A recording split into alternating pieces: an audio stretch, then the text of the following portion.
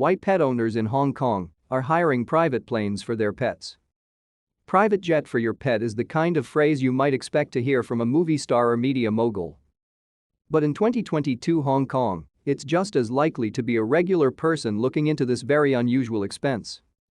Many people who are moving away from the financial hub have been unable to secure flights out of the city for their dogs and cats, leading to online groups where desperate pet parents try to pool their money to cover the cost of renting a charter plane. Olga Radlynska says her company has flown dogs of all sizes on their jets. To stay up to date with latest top stories, make sure to subscribe to this YouTube channel by clicking the button above this video. Voyage. Hong Kong has some of the world's strictest COVID policies.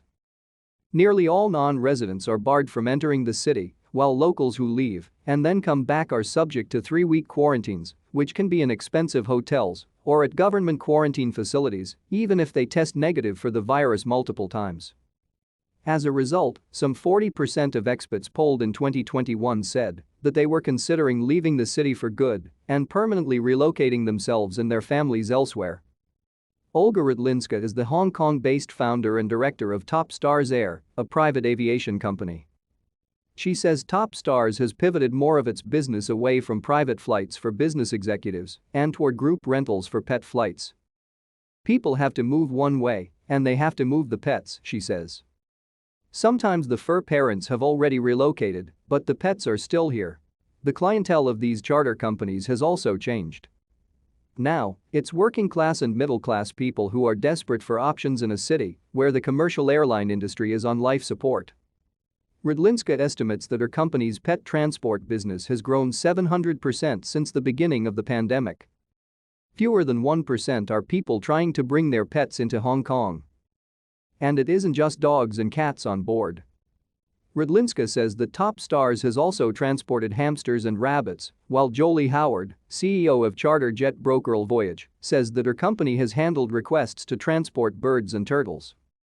These pleas grew louder after more than 2,500 small animals were euthanized in Hong Kong after a single case of the Delta variant was linked from a hamster to a pet store employee. Another private aviation company headquartered in Hong Kong, Life Travel, tells CNN that currently 98% of its flights are relocation flights. Before the pandemic, its primary offering was charters to and from Japan. Now, though, it has pivoted to the relocation business and operates one-way routes from Hong Kong to Japan, the UK and Taiwan. Meanwhile, Top Stars' busiest routes are, in order, London, Singapore, the United States, Canada and Australia. Several of Hong Kong's private aviation companies say that January 2022 is on track to be their biggest month ever for pets. Life Travel Limited.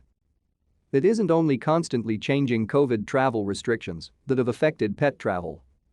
Some commercial airlines have strict policies about how animals can travel, some require larger animals to be put in kennels and/or flown in cargo, and some do not want to take on the risk of flying a snub-nosed dog breed like the popular French bulldogs due to the higher likelihood of health issues in the sky.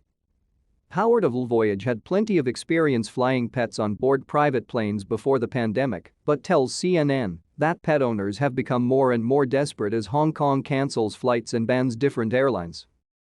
Pets are part of the family, she says. A lot of people are waiting 12 months for a flight.